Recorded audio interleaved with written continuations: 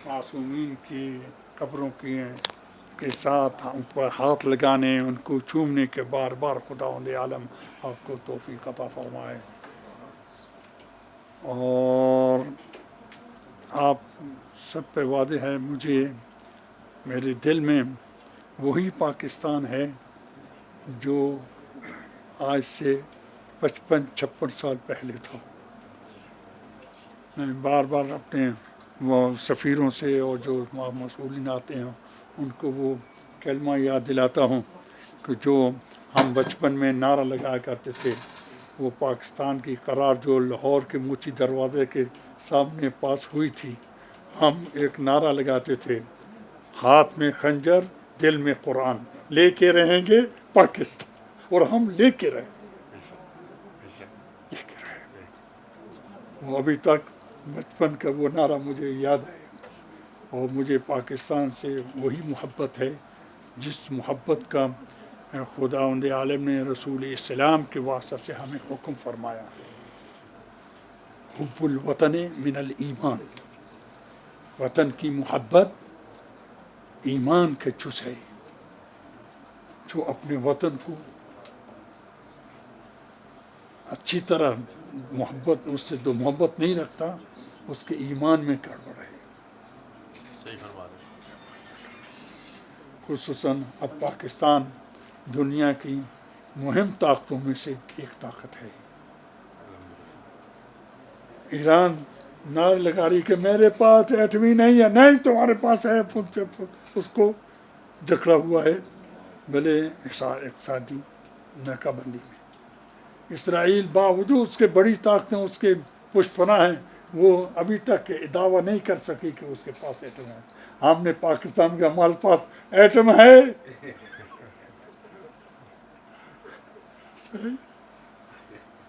हमारे पास एटम है। ये हमारी पाकिस्तान की मोहब्बत और पाकिस्तान की अहमियत की निशानी है। मुझे पाकिस्तान से बहुत प्यार है, बहुत प्यार है। लेकिन जाहिर है कि इंसान जिस तरह रसूल इस्लाम जिहाद के लिए मदीने को छोड़ते थे, मदीने रसूल को बहुत प्यारा था, इसलिए मैंने भी खुदा और इस्लाम की राह में इल्मी जिहाद के लिए मुझे पाकिस्तान छोड़ना पड़ा है। लेकिन पाकिस्तान में आप जैसे मुखलिस, आप जैसे अक्लमंद और हमारे वज़ीर आज़म जैसे मुखलिस जब हैं, तो मैं पाकिस्तान की अहमियत को आपके दिलों में, आपकी आँखों में, आपके सीनों में उसका एहसास कर रहा हूँ। इंशाअल्लाह ताला मेरी दो बातें आप भले वज़ीर आज़म तक पहुँचा देंगे। नंबर एक कि पाकिस्तान को दहशतगर्दी से पाक किया जाए। वो पाक हो गया है, लेकिन अभी तक कहीं ना कहीं गड़बड़ हो जाती है। चंद माह पहले कोयटा में वो गलत हरकत हुई थी, मैं और मेरा एक बयान भी शायद आपको पता होगा वहाँ पढ़ा गया था। वहाँ भी मैंने हुकूमत को ये मुतवज्जे करने की कोशिश की थी कि इन दहशतगर्दों की जड़ को पाकिस्तान से निकाला जाए, इसको अहमियत दी जाए। और मेरे वो नारे जो एक दूसरे को काफिर, एक दूसरे को बदतर कहने के जो लगाए जाते हैं, उन ज़बानों को बंद किया जाए। पाकिस्तान भले बर्र सगीर का एक मुहिम मुल्क है, इसमें मुख्तलिफ अक़ीदे रखने वाले मौजूद हैं। इसमें भले शिया भी हैं, बरेलवी भी हैं, वहाबी भी हैं, हत्ता देवबंदी भी हैं, ईसाई भी हैं, हिंदू भी हैं। इसका मतलब ये नहीं है कि हम एक दूसरे को पीछे लपट जाए। पाकिस्तान सबका मुल्क है और सब पाकिस्तान की जुज़ हैं। तो इंशाअल्लाह ताला ये मेरे पहली बात आपको वज़ीर आज़म तक ज़रूर पहुँचाइए। और दूसरी बात जो मैं चाहता हूँ कि वज़ीर आज़म तक पहुँचे, वो ये कि पाकिस्तान की पब्लिक की अहमियत को सामने रखा जाए। बेरोज़गारी को ख़त्म किया जाए, महंगाई को ख़त्म किया जाए, اور پاکستان کچھ میدان میں آگے آ چکا ہے، اس میں نئی اکتشافات میں اس کو اور آگے نہ چاہیے. آپ کیونکہ یہ دوسرا پہلو اسی دوسرے مطلب کا یہ آپ سے متعلق ہے. چاہتا ہوں کہ پاکستان دنیا کے ممالک سے خوب اسرائیل کو طرف رکھے، اسرائیل کو علیحدہ رکھے، بقیہ پاکستان کو بقیہ ملکوں کا سربراہ ہونا چاہیے. یہ آپ کا کام ہے. پاکستان کا تاج اس لحاظ سے آپ کس طرح پر انشاءاللہ آپ اپنی فکر اور اپنی عقل اور اپنی ویلے کوشش کے ساتھ پاکستان کو اس مقام تک لے جائیں گے جس کا یہ پاکستان مستحق ہے. میں نے یہاں بیٹھ کر پاکستان کا نام خدا نے نہیں، میں نے نہیں، مولا نے، خدا نے مجھے شرف دیا ہے کہ تاریخ میں حوزہ علمیہ میں پہلا مرتبہ بر صغیر تاریخ یہ خدا نے مجھے، آپ بھی وزیر خارجہ کی حیثیت سے پاکستان کے لیے کچھ کام کرتے ہیں. مجھے پاکستان بہت پیارا ہے، بہت پیارا ہے، بہت پیارا ہے. اس لیے آپ سے یہ گزارش کر رہا ہوں، انشاءاللہ آپ اس گزارش کو زیر نظر رکھیں گے. بسم اللہ الرحمن الرحیم.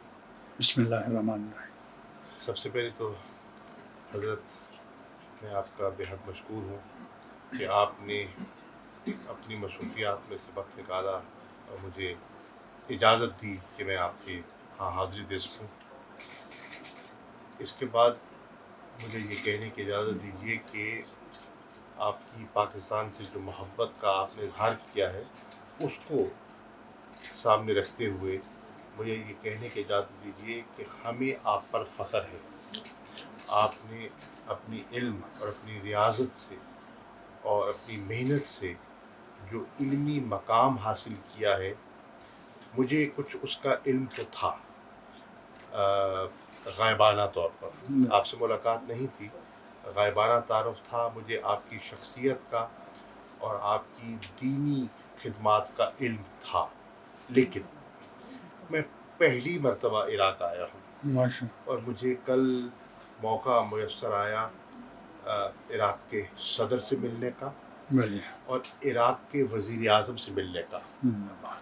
دونوں نے جب ان کے علم میں آیا کہ میں آپ کے ہاں حاضر ہو رہا ہوں تو دونوں نے کیا کہا کہ ہمارا سلام پیش کیجیے گا آپ کو. اس سے مجھے اندازہ ہوا کہ یہ جو یہاں کی قیادت ہے وہ آپ کی فہم و فراست کی کتنی قائل ہے اور آپ کی اہمیت کیا ہے. میرے دل میں تھی، وہ دوبالا ہو گئی. ایک تو بحثیت یہ خدا کی رحمت ہے. بے شک بے شک خدا کی بے شک خدا کی رحمت ہے. بحثیت پاکستان کے وزیر خارجہ کے مجھے یہ بے پناہ مسرت ہو رہی ہے کہ دیار غیر میں آپ نے جو مقام بنایا ہے اپنی علم سے اور اپنی عبادت سے، وہ ہمارے لیے بہت بڑا فخر ہے کہ آج اللہ کے فضل و کرم سے آپ کا وہ مقام ہے دنیا میں جو شاید بہت کم لوگوں کو نصیب ہوا ہے. اس مقام کے باوجود آپ نے جو اپنی یہ فقیری اور اپنی سادگی اپنائی ہے، یہ اپنی مثال آپ ہے. یہ ہے ایک جسے کہتے ہیں نا ایک مٹی ہوئی شخصیت کی عملی پہچان جو میں اپنی آنکھوں سے دیکھ رہا ہوں. آپ کو کسی چیز کی کمی نہیں ہے، لیکن آپ نے خود فیصلہ کیا ہے اس انداز میں زندگی بسر کرنے کا، رہنے کا. دو آپ کے پیغامات مجھے ملے اور میں عرض کرنا چاہوں گا. آپ نے فرمایا تھا کہ پاکستان کے زائرین کے لیے جو آتے ہیں کچھ کیا جائے. آپ کو یہ جان کر خوشی ہوگی کہ وزیر اعظم عمران خان صاحب کی سربراہی میں بلے کابینہ نے اس پر غور کیا. بلے حج کے لیے، عمرے کے لیے لوگ جاتے ہیں ہر سال، اس کے لیے پورا ایک نظام مرتب کیا گیا ہے، کیسے جانا ہے، ان کی تربیت کیسے ہونی ہے، ان کا رہائش کیسی ہوگی، لنگر کا بندوبست کیا ہوگا، ایک پورا نظام قائم کیا گیا ہے. اس کے رولز ہیں، ریگولیشنز ہیں. یہاں لاکھوں آتے ہیں، کوئی ایسا نظام نہ تھا.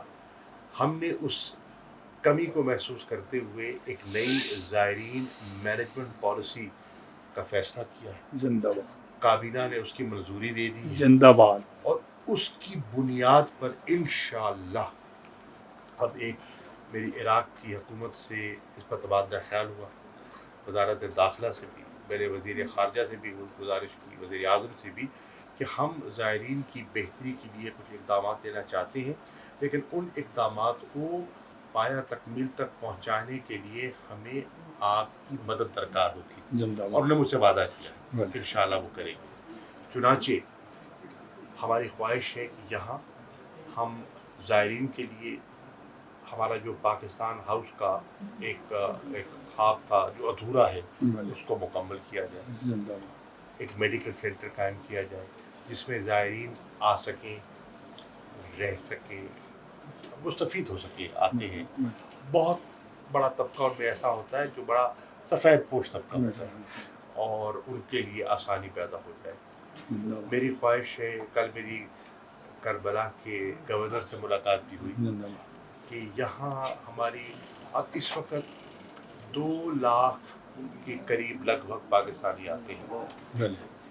ہماری جو لوگوں کی تڑپ ہے بلے. اس کو سامنے رکھتے ہوئے اگر ویزا کی آسانی پیدا ہو جائے تو تعداد بہت بڑھ سکتی ہے. بہت بڑھ سکتے ہیں. مجھ سے انہوں نے وعدہ کیا ہے کہ انشاءاللہ ویزوں کی جو کمی تھی اور جو دقت تھی اس کو آسان کر دیں گے، زندہ باد. ویزے عام کر دیں گے، اور زندہ باد. انشاءاللہ آپ دیکھیں گے پاکستانیوں کی یہاں ایک بہار ہوگی جو انشاءاللہ. زیارات کے لیے آئیں گے اور انشاءاللہ. اپنے عقائد کے مطابق یہاں حاضری دیں گے. تو انشاءاللہ. انشاءاللہ یہ ایک پیش رفت ہے. میری خواہش ہے کہ یہاں ہم ایک اپنا کاؤنسلیٹ بھی قائم کریں. ہمارا کاؤنسلیٹ کیونکہ بہت بڑی، مجھے لگتا ہے کہ آنے والے دنوں میں انٹرنیشنل ایئرپورٹ بن رہا ہے کربلا میں، تو اس سے بھی آسانیاں پیدا ہو جائیں گی زائرین کے لیے. تو ہمیں ایک کاؤنسلیٹ کی ضرورت ہے. میں انشاءاللہ وزیر اعظم سے، کابینہ سے، دفتر خارجہ میں اس کو لے کر جاؤں گا کہ اس سہولت کو بھی ہم کیسے بہتر کر سکتے ہیں. تو یہ انشاءاللہ جو آپ کا حکم تھا اس کی تعمیل ہوگی. انشاءاللہ.